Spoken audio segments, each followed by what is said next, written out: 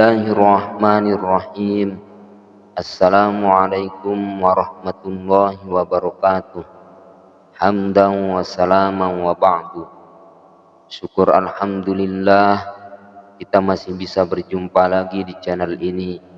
Harapan serta doa saya semoga kita semua tetap dalam lindungan Allah Subhanahu wa taala. Dipanjangkan umurnya, dimurahkan rezekinya. Amin ya rabbal alamin. Dan tak lupa pula sholawat beserta salam semoga tetap terlimpahkan kepada junjungan kita Nabi besar Muhammad sallallahu alaihi wasallam. Allahumma shalli ala Muhammad wa ala ali Muhammad. Pemirsa yang dirahmati Allah, adalah Abu Hanifah An-Nu'man bin Sabit bin Zauta, dilahirkan di Kufah pada tahun 80 Hijriah atau bertepatan dengan 699 Masehi. Orang tuanya berasal dari keturunan Persia, dan ketika ia masih dalam kandungan, ia dibawa pindah ke Kufah dan menetap di sana hingga Abu Hanifah lahir. Menurut cerita, ketika Zauta bersama suaminya Sabit, yaitu ayah Abu Hanifah, berkunjung kepada Sayyidina Ali bin Abi Thalib radhiyallahu an, dengan serta-merta kedua orang ini didoakan agar mendapat keturunan yang mulia. Abu Hanifah dibesarkan di Kufah, dan di kota ini ia mulai belajar dan menimba ilmu pengetahuan sebanyak-banyaknya. Setelah itu beliau bepergian ke Hijaz, terutama di daerah Makkah dan Madinah, untuk menambah dan memperdalam ilmu dan wawasan yang luas. Ia berusaha memahami pemikiran hukum yang bersumber dari Umar dan Ali bin Abi Thalib radhiyallahu anhu melalui sahabat-sahabat mereka. Termasuk diantaranya ialah Hamad bin Abi Sulaiman, Abdullah bin Mas'ud, dan Abdullah bin Abbas. Ia juga pernah bertemu dengan beberapa sahabat Rasulullah Shallallahu Alaihi Wasallam seperti Anas bin Malik, Abdullah bin Auqa, Abdullah bin Auqa di Kufah, Sahal bin Sa'ad di Madinah, dan Abu Thaib dan Abu Tufail ibn Wailah di Makkah. Karya-karya beliau yang sampai kepada kita adalah kitab Fiqh Al-Akbar, kitab Ar-Risalah, kitab Al-Alim wal Muta'allim, dan kitab Al-Wasiyah. Tidak ada buku fikih karya Abu Hanifah. Meskipun demikian, tulisan murid-muridnya telah merekam secara lengkap semua pandangan fikih Abu Hanifah hingga menjadi ikutan kaum muslimin sedunia. Murid beliau antara lain Abu Yusuf bin Ibrahim Al-Auza', Zaf bin Al-Ajil bin Qais, Muhammad bin Hasan bin Farqat As-Syaibani, dan Al-Hasan bin Ziyad Al-Lu'lu'.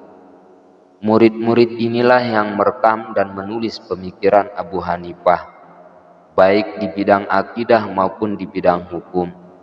Di samping murid-murid di atas, beliau juga memiliki murid-murid yang di bidang tasawuf, antara lain Ibrahim bin Adham, Fudail bin Iyad, Daud At-Ta' dan Bis Al-Hafi. Abu Hanifah memiliki ilmu yang luas dalam semua kajian Islam hingga ia merupakan seorang mujtahid besar atau yang biasa disebut Imamul A'zam sepanjang masa. Meskipun demikian, ia hidup sebagaimana layaknya dengan melakukan usaha berdagang dalam rangka menghidupi keluarganya.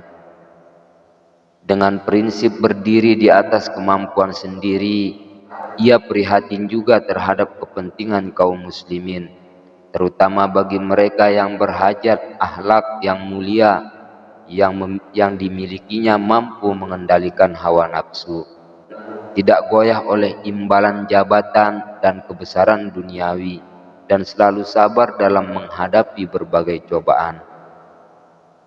Meskipun ia berdagang, ia hidup sebagai kehidupan sufi dan zuhud, waro dan taat beribadah. Pemirsa yang dirahmati Allah, kalau kita hayati kehidupannya, maka akan tampak kepada kita. Kalau kita hayati kehidupan beliau, maka akan tampak kepada kita bahwa Abu Hanifah hidup dengan ilmu dan membimbing umat dengan penuh kreatif. Hidup dengan kemampuan sendiri, tidak memberatkan orang lain. Di samping menjalankan usaha dagangnya, ia juga hidup dengan ibadah yang intensif siang dan malam. Dan pada suatu ketika, Khalifah Al-Mansur berniat akan mengangkat hakim agung dengan memiliki salah satu di antara 4 orang ulama besar, yaitu Abu Hanifah, Sufyan Ats-Tsauri, Mis'ar bin Kidam, dan Suraih. Sementara mereka berjalan bersama menemui Khalifah, Abu Hanifah berkata kepada para sahabat-sahabatnya itu, "Wahai sahabatku, aku akan menolak jabatan ini dengan cara tertentu." Lalu Mis'ar hendak menolaknya dengan berpura-pura menjadi orang gila. Sufyan Ats-Tsauri akan lari ke negeri lain bersama Suraih agar dapat menghindari jabatan ini. Lalu Sufyan kabur pergi ke pelabuhan untuk naik kapal menuju negeri lain. Yang lain melanjutkan dan bertemu Khalifah dalam sebuah pertemuan resmi. Khalifah berkata kepada Abu Hanifah, "Engkau harus bersedia menjadi hakim agung," kata Khalifah. Abu Hanifah menjawab, "Wahai Amirul Mukminin, aku bukan orang Arab, dan pemimpin-pemimpin Arab tidak akan menerima keputusan-keputusanku. Karena itu, aku merasa bahwa aku tidak cocok untuk jabatan ini." Lalu Khalifah berkata, "Jabatan ini tidak ada kaitannya dengan masalah keturunan, melainkan berkaitan dengan keahlian. Dan engkau adalah seorang ulama terkemuka di masa ini." Lalu Abu Hanifah berkata, "Wahai Khalifah, apa yang baru kukatakan menunjukkan bukti bagaimana keberadaan saya. Jika telah kukatakan aku tidak cocok, dan juga telah kukatakan sebuah kebohongan, tentu aku tidak cocok. Dan juga telah aku katakan sebuah kebohongan, tentu tidak dibenarkan seorang pendusta menjadi hakim atas kaum muslim. Dan tidak dibenarkan pula engkau mempercayai kepada kehidupan, kekayaan, dan kehormatan yang engkau miliki."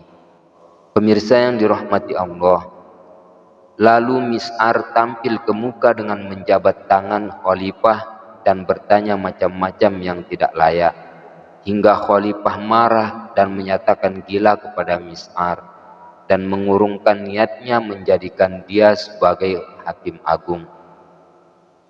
Begitu pula dengan Abu Hanifah menolak jabatan itu dan tidak mau dibantu oleh penguasa. Ketika Abu Ja'far Al-Mansur menghadiahkannya 10.000 dirham, maka Abu Hanifah menolaknya. Lalu seorang sahabatnya berkata kepadanya, "Kepada Anda diberikan dunia, Anda menolaknya, padahal Anda berkeluarga." Abu Hanifah menjawab, "Keluargaku kuserahkan kepada Allah Subhanahu wa ta'ala, sedang makananku sebulan cukup 2 dirham saja." Dan konon pada suatu ketika Abu Hanifah mengirim barang dagangan kepada kongsinya. Di dalam barang dagangan itu ada sehelai kain yang cacat. Abu Hanifah mensyaratkan kepada kongsinya supaya menerangkan cacat kain itu. Lalu si pembeli tidak mengetahui. Ketika Abu Hanifah mengetahui hal itu, maka ia segera bersedekah sebanyak 30.000 dirham. Di dalam kehidupan, di samping memiliki akhlak dan tingkah laku mulia, ia selalu menjaga kesucian diri dan harta. Di samping ia selalu dalam peribadahan selama 40 tahun, Abu Hanifah memenuhi malam-malamnya dengan sholat. Dan selama itu, sholat subuhnya dilaksanakan dengan wudhu pada waktu Isya. Dan dalam sholatnya itu, dia selalu menghatamkan Al-Quran, dan konon ketika ia meninggal, ia telah menghatamkan Al-Quran 7.000 kali. Ilmu yang dimiliki oleh Abu Hanifah demikian luas, terutama temuan-temuannya di bidang hukum, dan memecahkan sejumlah 60.000 masalah hingga ia digelar dengan Imam Al-A'zam. Dan keluasan ilmunya itu diakui oleh Imam Syafi'i, dan beliau berkata, manusia dalam bidang hukum adalah orang yang berpegang kepada Abu Hanifah. Tampak juga ilmu Abu Hanifah bukan hanya di bidang hukum, tetapi juga meliputi bidang lainnya termasuk tasawuf.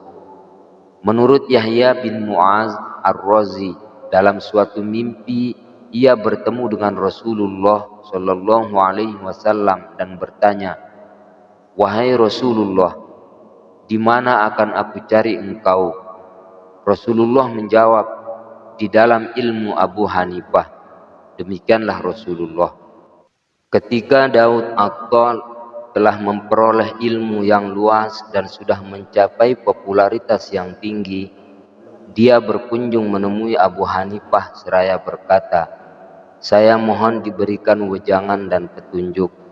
Lalu Abu Hanifah berkata, amalkan apa yang telah engkau pelajari, karena teori tanpa praktik ibarat tubuh tanpa ruh.